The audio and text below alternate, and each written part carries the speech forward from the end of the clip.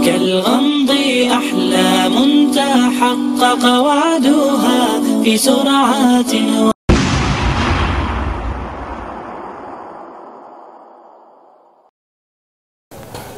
Bismillahirrahmanirrahim. Assalamualaikum warahmatullahi wabarakatuh. Pemirsa yang dirahmati oleh Allah Subhanahu wa taala, hari ini tiba-tiba kita dikejutkan oleh pemberitaan ISIS yang tiba-tiba kembali mencuat. Kalau dahulu orang memakai baju bersimbol ISIS ditangkap, maka hari ini ada seorang bapak yang hanya karena anaknya diduga hilang di Turki, kemudian diintegrasi oleh polisi selama semalam, dia putus asa lalu mencoba untuk bunuh diri. Pemirsa yang dirahmati Allah Subhanahu wa taala, sebenarnya apa yang terjadi di balik semua ini? Bagaimana kita mensikapi pemberitaan yang tiba-tiba begitu menguat, menghenyakkan perhatian kita? Di sini nanti akan kita bicara bersama dengan narasumber kita.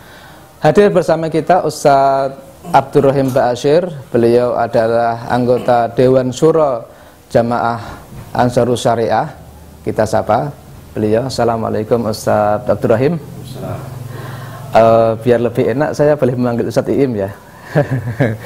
Baik Ustadz Iim, kita hari ini tiba-tiba dikejutkan oleh pemberitaan yang begitu masif tentang ISIS ya, dengan segenap aneka pemberitaan yang ada. Ada yang tadi saya sebutkan sampai seorang bapak mencoba nekat untuk bunuh diri karena nggak tahan, diinterogasi polisi selama semalaman penuh gitu ya. Kemudian berbagai headline media cetak dan media online juga rame-rame memberitakan masalah hilangnya warga Indonesia di Turki yang diduga mau bergabung dengan ISIS. Menurut antum bagaimana Ustaz cara memandang berita ini Ustaz? Bismillahirrahmanirrahim. Ya memang kita merasakan bahwa pemberitaan soal ISIS akhir-akhir ini begitu masif ya, dan upaya untuk mengkriminalisasikan ISIS ya, dengan penggambaran yang begitu mengerikan dan kemudian upaya untuk menjadikan masyarakat kita itu ketakutan dengan isu ISIS ini, sungguhnya membuat kita semakin bertanya ya, ada apa di balik semua ini ya. Tadi seperti yang sudah Anda sebutkan juga bahwa berangkat dari 16 WNI yang hilang di Turki, lalu dikatakan bahwa mereka bergabung ke ISIS dan sebagainya, lalu mulailah mencuat berita ini. Kenapa? Sebenarnya itu menyisakan sebuah pertanyaan, kenapa baru sekarang ya, baru sekarang kok ribut masalah itu, padahal sebelum ini juga sudah banyak kok yang bergabung ke sana dan jumlahnya bahkan bisa dikatakan lebih dari 16 ya. BNPT sendiri menyatakan lebih dari 150 ya, BNPT menyatakan demikian. Sehingga ini kenapa sekarang ketika 16 orang hilang kemudian begitu besar isu ini diangkat oleh media kita. Kemudian juga lebih dari itu, tekanan atau sikap dari pemerintah, aparat dalam hal ini yang berlebihan ini juga sebenarnya menyisakan pertanyaan. Ada apa sebenarnya di balik besarnya isu ini yang akhir-akhir ini begitu ramai dibicarakan. Karena kita melihat bahwa pemerintah saat ini sebenarnya sedang terpojok oleh beberapa kondisi dalam penataan kepemerintahannya, sehingga kita mencurigai bahwa upaya pemberitaan yang begitu masif terkait dengan masalah ISIS ini bisa jadi merupakan upaya pengalihan isu dari apa yang mereka upayakan untuk mereka tutupi dari kekurangan-kekurangan dari pemerintah ini, atau bahkan lebih dari itu ada agenda-agenda yang lebih jauh dari itu untuk memojokkan kalangan-kalangan Islam yang mereka selama ini berjuang berupaya untuk tegaknya syariat Islam, yang kemudian mereka nanti akan apa istilahnya ya, kalau dalam bahasa bisa dikatakan di PKI-kan ya dengan isu ISIS ini ya, sehingga semua mereka semua yang berwarna Islam, punya semangat Islam, maka dengan mudah untuk dituding inilah ISIS, sedangkan masyarakat sudah menganggap bahwa ISIS itu adalah common enemy ya, musuh bersama, sehingga seluruh para dai, para ulama yang memiliki konsen untuk menegakkan syariat akan dituding demikian. Ya, ini antum tadi mengatakan bahwa ini kayak ada semacam pengalihan isu ya. Tetapi bukankah ini ada fakta Ustaz bahwa 16 WNI hilang di Turki? Kehilangannya begitu misterius, kemudian mengundang tanda tanya apakah mereka ini bergabung dengan ISIS. Ini satu sisi. Kemudian di sisi lain memang ada kekhawatiran dari pemerintah, katakanlah aparat keamanan Indonesia, bahwa mereka nanti akan kembali menyerang Indonesia, katakanlah. Ini kan dikuatkan dengan beberapa tayangan video yang kami akan kembali menyerang Indonesia. Saya kira itu kekhawatiran yang terlalu berlebih-lebihan. Karena begini, kalau kita bicara ISIS sebagai sebuah negara, dan saya kira pemerintah pun sampai sekarang belum mengakui itu sebagai sebuah negara. Kalau toh pun katalah pemerintah ini mengakui sebagai sebuah negara, lalu ada kekhawatiran bahwa mereka nanti akan menyerang balik kemari. Ada berapa negara yang harus mereka lewati untuk sampai ke Indonesia? Ini ada satu hal yang sebenarnya kita melihat ini berlebih-lebihan ya, di dalam kekhawatiran pemerintah soal masalah ini. Kemudian yang kedua, konflik yang terjadi di Timur Tengah itu sebenarnya bukan konflik yang terjadi kemarin sore. Permasalahan yang terjadi sudah lama. Kenapa pemerintah begitu khawatir sedemikian rupa ketika permasalahan ISIS ini saja? Padahal sebelum ini banyak pemberontakan dan peperangan yang terjadi di sana. Dan berbagai macam permasalahan itu bahkan bisa-bisa lebih dari problematika ISIS yang ada sekarang. Kekhawatiran bahwasanya mereka nanti kembali ke Indonesia, kemudian ke Indonesia melakukan serangan-serangan dan sebagainya, itu menurut saya berlebih-lebihan ya, karena itu tidak mungkin dilakukan begitu saja dengan mudah. Dan saya yakin pemerintah pun sebenarnya sampai hari ini melakukan pengawasan terhadap perkembangan ISIS tersebut. Artinya apabila di sana ada perkembangan yang lebih jauh dengan melihat bahwa mereka memang benar-benar mampu untuk datang kemari dan menyerang kemari dan sebagainya, pasti pemerintah sudah tahu duluan. Ya, mestinya sudah tahu. Karena pemerintah memantau saja. Bahkan dalam satu akun Facebook ada yang bernama Abu Hamzah Al-Brimobi gitu, satu orang Brimob mengaku. Terus ya, masalah itu ya kita percaya bahwa kita yakin bahwa tentu di sana tidak bersih dari orang-orang yang sudah dikirimkan oleh pemerintah ya ke sana untuk kemudian mengawasi perkembangannya dan mencatat ya dan sebagainya. Maka saya masih percaya bahwa pemerintah ini masih mampu untuk melindungi negaranya. Adapun kemampuan pemerintah ini untuk melindungi negara ini dengan apa yang terjadi sekarang terkait dengan isu yang begitu berlebihan soal ISIS ini urusan lain. Kenapa? Karena kita mendeteksi tampaknya di sana ada upaya-upaya lain atau kepentingan-kepentingan lain di balik masifnya pemberitaan soal ISIS ini. Bisa Anda sebutkan contoh kepentingan-kepentingan itu? Iya, tadi sudah saya sebutkan ya, sebenarnya kita tahu bahwa pemerintah yang ada sekarang ini kan sedang terpojok dengan kondisi ekonomi yang semakin terpuruk, ya, harga rupiah kita yang menurun dan sebagainya. Kemudian kondisi perpolitikan dalam negeri juga begitu panas ya.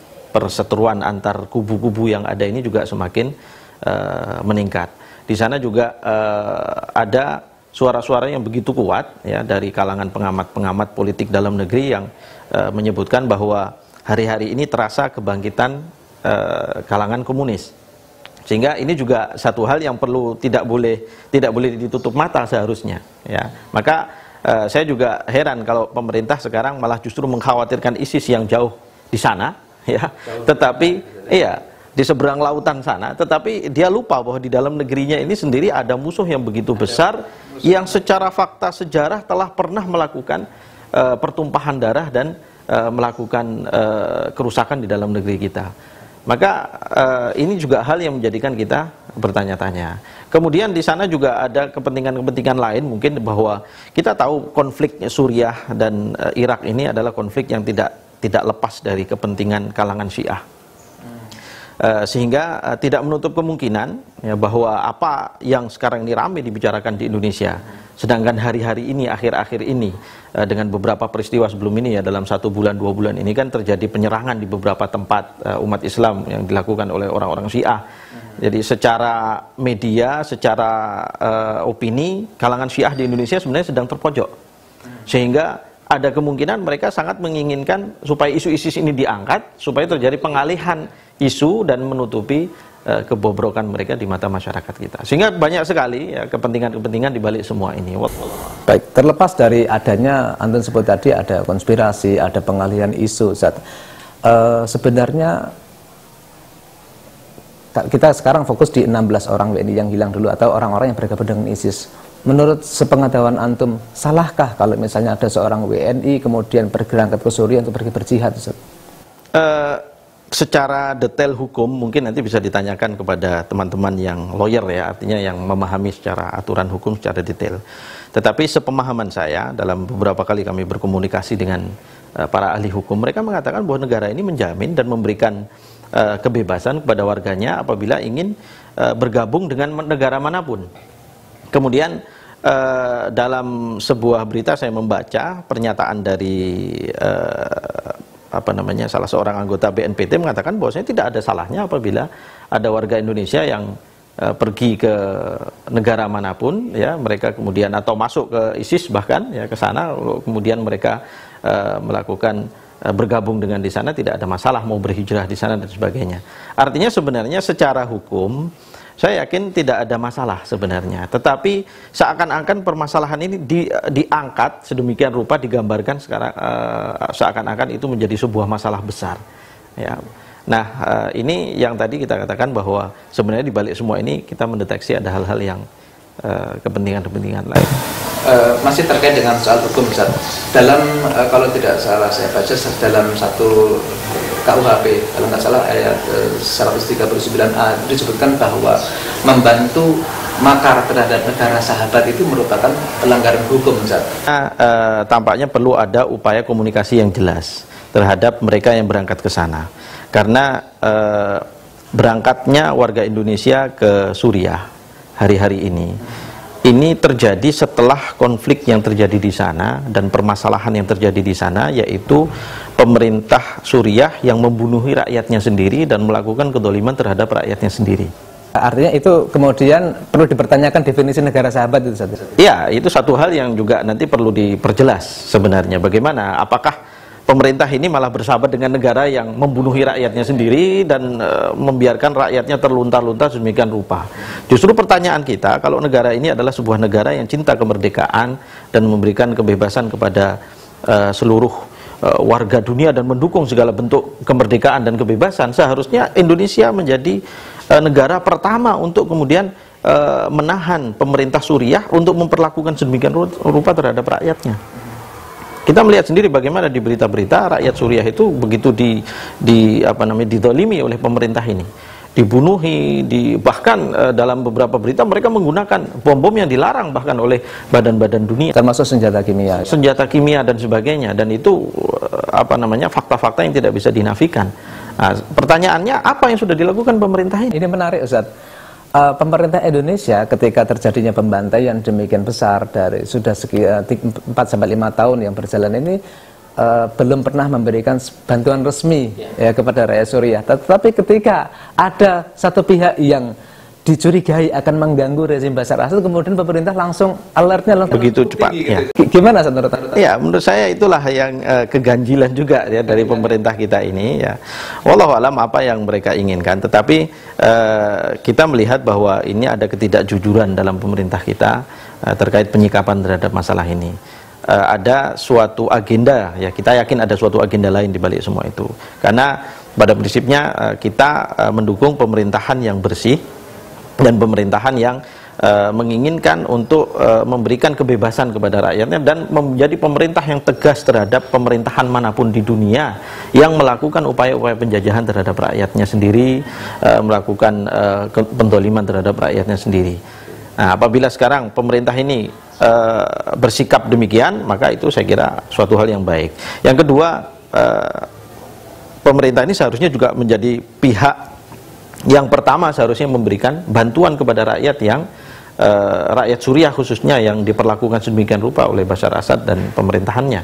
Ya, seharusnya selain dari pemerintah ini memberikan teguran-teguran dan bersikap tegas terhadap pemerintah yang sedemikian rupa, maka seharusnya di sisi lain juga pemerintah ini memberikan bantuannya kepada masyarakat yang di sana yang diperlakukan demikian, atau setidaknya menggerakkan rakyatnya, ya, rakyat Indonesia, mendorong mereka untuk memberikan bantuan kepada masyarakat yang ada di sana. Ya, titik tolaknya adalah sebuah sikap kemanusiaan. Bagaimanapun terlepas dari berbagai kepentingan politik, mungkin agama atau apapun, ya silahkan bertitik tolak dari apapun. Tetapi secara kemanusiaan apa yang dilakukan oleh Bashar Assad terhadap rakyatnya adalah sesuatu yang di luar dari batas-batas kemanusiaan. Dan tentunya pemerintah ini harus menghalang-halanginya, seharusnya demikian. Baik, Ustadz, menarik sebenarnya. Tapi di luar masalah konspirasi atau pengalihan isu dan sebagainya itu kan ada yang mengatakan bahwa toh tidak ada asap tanpa ada api, Ustaz. Artinya pemberitaan yang demikian, kalau saya mengatakan brutalisme pemberitaan tentang ISIS ini juga tidak terlepas barangkali terkait dengan apa yang dilakukan oleh ISIS sendiri, Ustaz. Menurut antum, Ustaz, bagaimana dengan apa yang dilakukan oleh ISIS itu sendiri, Ustaz?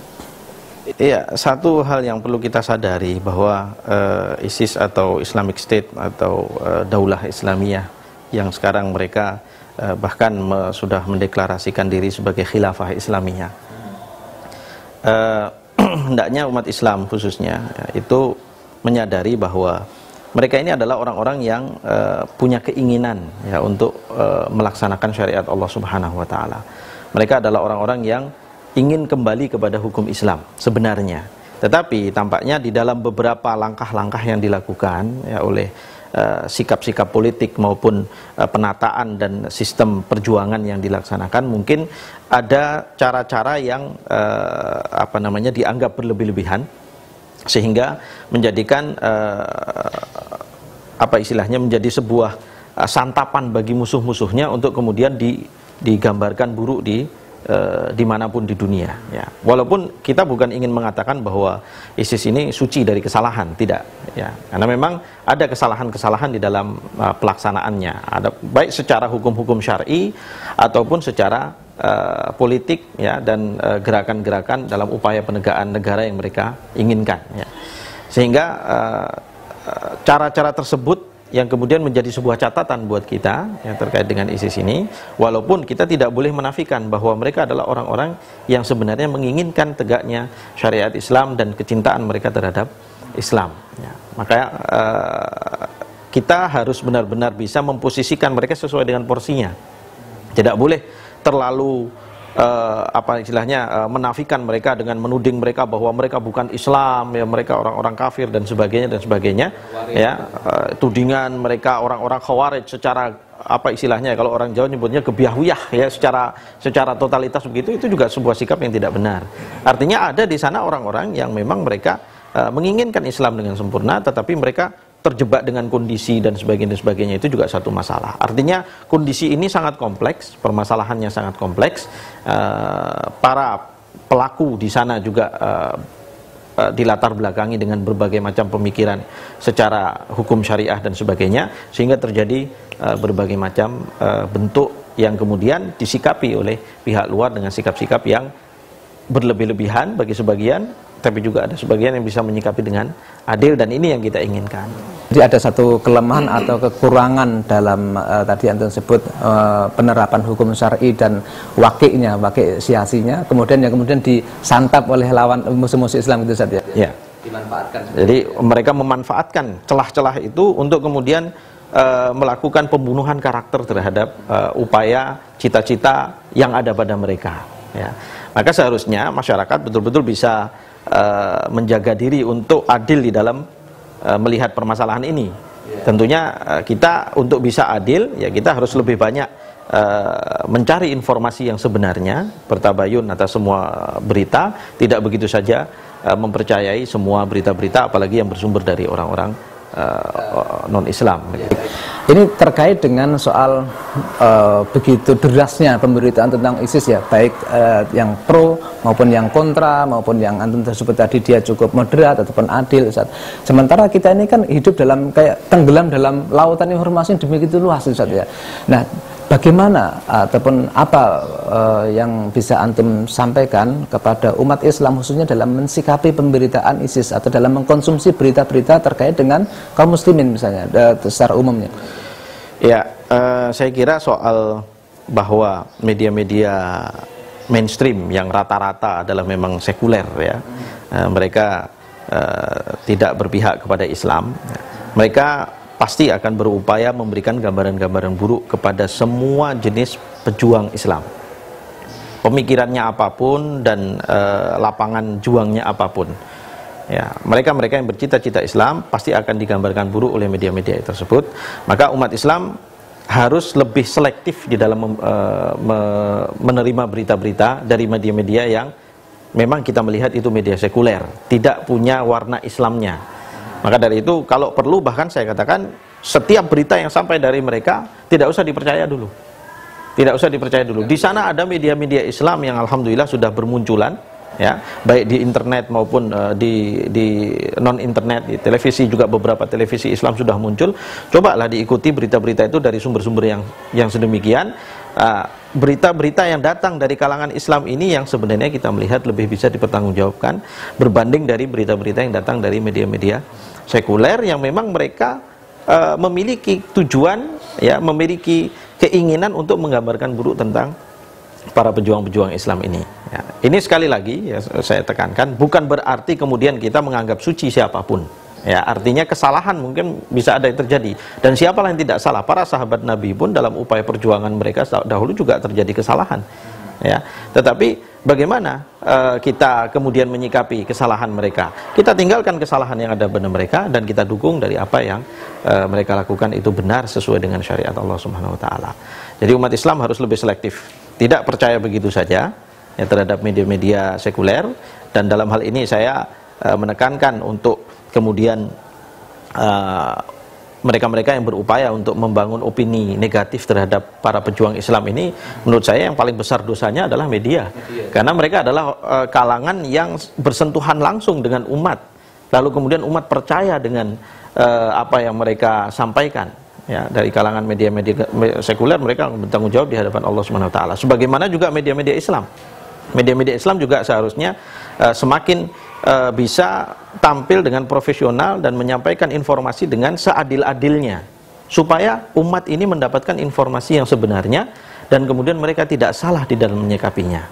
Ini yang kita inginkan, ya, sehingga dunia ini ya dengan tersebarnya informasi yang benar, maka akan menjadi dunia yang betul aman, ya, dunia yang betul-betul menyikapi segala permasalahan dengan proporsional dan benar, sehingga insya Allah tidak terjadi hal-hal yang kekacauan ataupun permusuhan yang semakin mendalam. Baik, menarik sekali Ustaz Im pembicaraan kita pada pagi hari ini ya, tadi terkait dengan adanya konspirasi, kemudian bagaimana mensikapi pemberitaan media-media sekuler tentang ISIS. Mudah-mudahan ini menjadi satu guiding ya bagi kita untuk tadi belajar bagaimana untuk mensikapi, menelaah berita, bagaimana supaya tidak tersesat dalam belantara informasi yang demikian lebatnya. Baik, terima kasih Ustaz Abdur Bashir atas waktunya. Mudah-mudahan Allah Subhanahu wa taala segera memberikan jalan keluar ya, kalau ini merupakan bagian dari satu ujian, Allah Subhanahu wa taala memberikan jalan keluarnya insyaallah. Pemirsa yang dirahmati Allah Subhanahu wa taala, demikian obrolan pagi kita bersama dengan Ustaz Abdur Bashir. Mudah-mudahan bermanfaat bagi kita semuanya. Terima kasih atas perhatian antum. Wabillahi taufiq. Assalamualaikum warahmatullahi wabarakatuh.